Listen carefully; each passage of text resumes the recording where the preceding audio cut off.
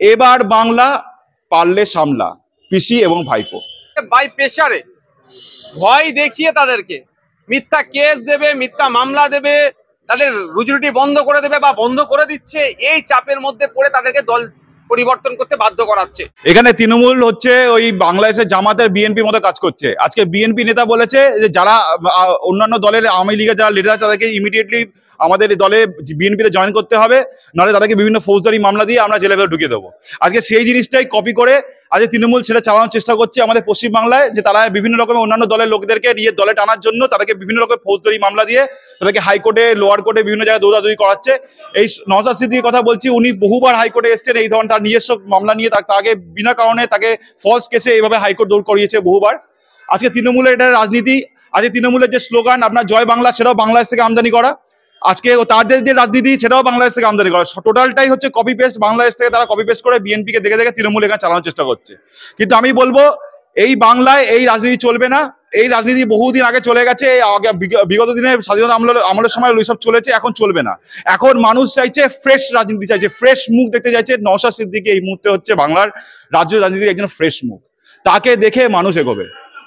আপনি মির্জাফর দেখেছেন? আমি মির্জাফরের নাম শুনেছি যে মুর্শিদাবাদের একজন মির্জাফর ছিলেন, তিনি নবাব সিরাজকে ধরিয়ে দিয়েছিলেন। কিন্তু বর্তমানে আমাদের রাজ্যের যে রাজনীতির প্রেক্ষাপট চলছে, সেই রাজনীতিতে মির্জাফরের ছড়াছড়ি। ভাঙড়ের কয়েকজন আইএসএফ এর নেতা, তারা যখন নওশাদ সিদ্দিকের দলে আইএসএফ এ ছিল তখন নওশাদ সিদ্দিকের গুণগান গাইতো, অভিষেক বন্দ্যোপাধ্যায়, মমতা ব্যানার্জি গালাগালি করতো। আজকে তারা দল চেঞ্জ করে তৃণমূলে গিয়েছে, তারা গিয়ে আবার পার্টিকে গিয়ে নওশাদ সিদ্দিকী গালাগালি করছে। দেখুন, এই ধরনের রাজনীতি আপনার তৃণমূল হোক, আইএসএফ হোক, বিজেপি হোক, কংগ্রেস হোক, সব দলে কিছু না কিছু আছে। কিন্তু আমি বলবো যে নওশাদ সিদ্দিকী একজন ইয়াং লিডার, তাকে ছেড়ে যদি কেউ তৃণমূল জয়েন করে এবং ভাইপো, পিসি ভাইপোর দলে যায়, তাহলে সেই দলে বেশি দিন তারা টিকতে পারবে না। কারণ আজকে এই টিএমসি দলের অবস্থা আপনারা দেখুন কি অবস্থা, নিজেদের মধ্যে মারামারি, অশান্তি, কাউন্সিলরকে ধরে মেরে গুলি করে দিচ্ছে, আপনার পঞ্চায়েত প্রধানকে মেরে দিচ্ছে, যখন তখন যেখানে সেখানে আপনার কোনো সিকিউরিটি নেই, আপনি যখন তখন কিছু হয়ে যেতে পারে আপনার। কিন্তু আইএসএফ দলে আমি বলবো যে তাদের শৃঙ্খলাবদ্ধ আছে, নওশাদ সিদ্দিকী, আব্বাস সিদ্দিকীর দল, এবং তাদের একটা শৃঙ্খলাবদ্ধ দল, এবং তারা এই মুহূর্তে যুব সমাজের একটা অনুপ্রেরণা, এবং তাদেরকে দমানোর জন্য এই তৃণমূল দল উঠে পড়ে লেগেছে। যত সম্ভব তাদেরকে বিভিন্ন রকমের তাদের কেস দিয়ে এবং তাদেরকে ভয় দেখানো হচ্ছে তাদের দলের লোকেদেরকে, যে আপনারা যদি আমার দলে না আসেন তাহলে আপনাকে আমি অ্যারেস্ট করে দেবো। এই ধরনের কার্যকলাপ মানুষ দেখতে পাচ্ছে, এবং আগামী দিন 2026-এ ভোট আছে, মানুষ তার জবাব দিয়ে দেবে। মানুষ বিপদে পড়লে এখন আর প্রশাসনের কাছে যায় না। এখন সিদ্দিকী, যার আপনি এত প্রশংসা করলেন, এবং পশ্চিমবাংলার বেশ কিছু মানুষ যারা নওশাদ সিদ্দিকীর উপরে নির্ভর হয়ে পড়েছেন, কিছু বিপদে পড়লে প্রশাসনের কাছে যাচ্ছে না, এই নওশাদ সিদ্দিকীর কাছে ছুটে যাচ্ছে। কি বলবেন এই বিষয়ে? কারণ নওশাদ সিদ্দিকী মানুষ বুঝে গেছে তার একটা স্ট্রং লিডার পয়েন্ট আছে, এবং তার কাছে যেসব অ্যাডভোকেটরা আছে তারা খুব এফিসিয়েন্ট বলতে গেলে, তারা কাজকর্মে খুবই দক্ষ। তাই জন্য মানুষ বুঝতে পেরেছে যে আজকে নওশাদ সিদ্দিকীর কাছে গেলে তার দ্বারা যদি কোনো লিগাল প্রবলেমও হয় তাহলে সেটা সে সলভ করে দিতে পারবে, এবং সে হয়তো কোনো কাজও, কোনো পয়সা করিও হয়তো তাদের থেকে নেবে না, সেটা মানুষ বুঝতে পেরেছে, সেই জন্য তার দিকে ছুটে যাচ্ছে। এটা শুধুমাত্র নওশাদ সিদ্দিকী কেন, আমি বলবো প্রত্যেকটা দলের করা উচিত, মানুষের পাশে দাঁড়ানো উচিত, যেটার জন্য আজকে হচ্ছে হ্যাপি প্রমিস ডে। এই প্রমিস ডেতে আমি মনে করাবো, মুখ্যমন্ত্রী মমতা বন্দ্যোপাধ্যায় 2009 সালে বলেছিলেন যে আমি যদি ক্ষমতায় আসি তাহলে আমি শিল্প এখানে কি করে করতে হয় সেটা দেখিয়ে দেবো। আজকে 2025 সালে আমরা দাঁড়িয়ে আছি, কোথায় শিল্প হলো? শিল্প হলো? আজ সিঙ্গুরের মানুষ আর না খেতে পেয়ে মরছে, চাষ নেই, কাজ নেই, কর্ম নেই, কিছু নেই, পরিযায়ী শ্রমিক হয়ে এই রাজ্য থেকে ওই রাজ্য, ওই রাজ্য থেকে ওই রাজ্য পালিয়ে বেড়াচ্ছে। তাহলে প্রমিস ডেতে প্রমিসটা তো রাখা হলো না। আজকে সেটাই মানুষ চাইছে যে নওশাদ সিদ্দিকীর কাছে, যে নওশাদ সিদ্দিকী সেই প্রমিসটা রাখতে পারে আজকে প্রমিস ডের দিনকে, তাহলে 2026-এর ভোটে তৃণমূল মুছে সাফ হয়ে যাবে, যেমন দিল্লিতে আম আদমি পার্টি সাফ হয়ে গেছে। দিল্লিতে আপ সাফ, আর আমাদের পশ্চিমবাংলায় এবং কলকাতার রাজনীতিতে দিদি হবে, জনগণই সরিয়ে দেবে। যারা বিরোধী রাজনীতি করছে, বিশেষ করে যারা আইএসএফ এর কর্মী সমর্থক, বিভিন্ন জায়গায় নওশাদ সিদ্দিকী দল করার পরে সারা পশ্চিমবাংলা ছড়িয়ে ছিটিয়ে আইএসএফ এর কর্মী সমর্থক তৈরি হয়েছে, তাদের মনোবল ভাঙার জন্য তারা যাতে আইএসএফ থেকে ঘুরে শাসক দলে আসে, তাদের বিভিন্ন সেবামূলক কর্মসূচিতে এই শাসক দল বাধা দিচ্ছে। কি বলবেন এই বিষয়ে? দেখুন, এই ধরনের বাধা বিপত্তি আগেও ছিল, আইএসএফ কে বহুবার দমানোর চেষ্টা করা হয়েছে। আব্বাস সিদ্দিকী যখন এই দলটা করতে তখন নওশাদ সিদ্দিকী সবে এসেছিলেন, সুতরাং তখন তাকেও অনেকভাবে এবার দমানোর চেষ্টা করা হয়েছে, কিন্তু সে দমেনি, সে ঠিক এগিয়ে গেছে। আজকে নওশাদ সিদ্দিকী তার হচ্ছে একদম ডান হাত বলতে গেলে সৈনিক। তো সে দলটাকে এগিয়ে নিয়ে যাবে। আর আমার মনে হয় এদের কর্মসূচি যত বাড়বে তত এই শাসক দল ভয় পাবে, এবং শাসক দলের ভয়ের কারণই হচ্ছে এই ধরনের কাজকর্মগুলো, তাদের বিভিন্ন কর্মসূচিতে বাধা দেওয়া, তাদের যেভাবে তারা রাজনীতিতে যেন নিজের এটার স্ট্যান্ডটা যেন না রাখতে পারে, এবং এইসব করে কোনো লাভ হবে না।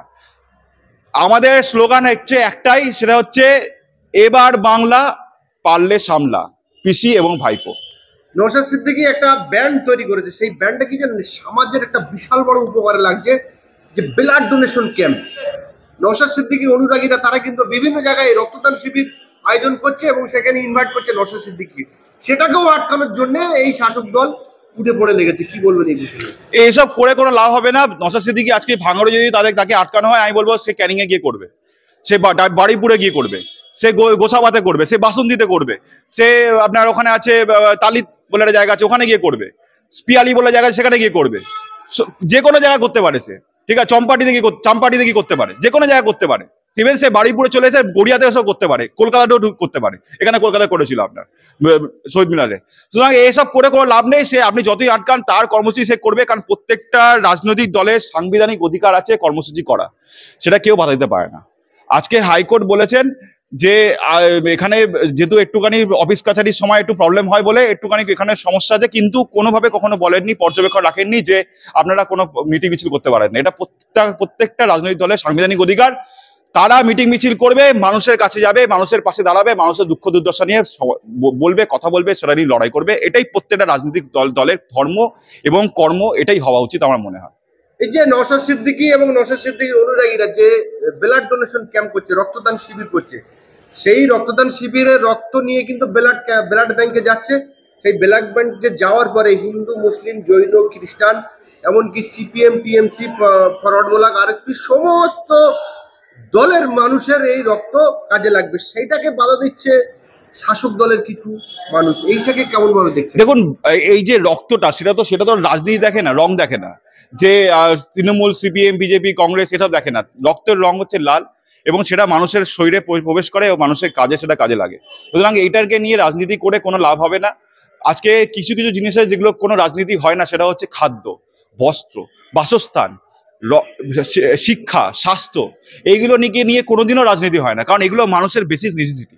এই বেসিক নেসেসিটিটা যদি কোনো সরকার পূরণ করতে না পারে, আমরা বলবো সেই সরকারে ইমিডিয়েটলি রিজাইন করে পদত্যাগ করা উচিত, নতুন কাউকে সুযোগ দেওয়া উচিত, সে যদি রাজ্যটাকে এবং দেশটাকে ভালো করে চালাতে পারে।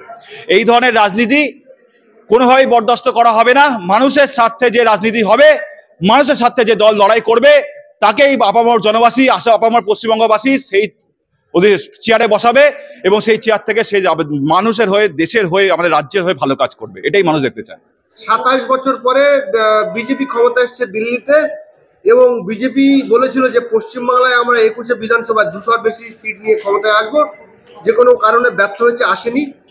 70-77-এ থেমে গিয়েছে। তার মধ্যে কিছু আবার এমএলএ, এমপি তারা আবার তৃণমূলে জয়েন করেছে। তাহলে কি 26 সালে পশ্চিমবাংলায় বিজেপি পদ্ম ফুল ফোটাতে পারবে কি? বিজেপি ক্ষমতা আসতে পারবে? এটা কি মনে করেন? আমার তো মনে হয় অবশ্যই পারবে, কারণ বিজেপি পুরোপুরি আশাবাদী। আজকে আপনারা দেখুন, প্রায় 27 বছর 3 মাস পর যদি আম আদমি পার্টিকে হারিয়ে দিল্লির গদিতে যদি বিজেপি বসতে পারে, তাহলে এই রাজ্য এই 14 বছর না 12 বছরের আপনার এই শাসনকাল, সেটাকে সরিয়েও আজকে বিজেপি এই ক্ষমতায় আসতে পারে। এখানে শুধু দরকার একটু প্ল্যানিং এর।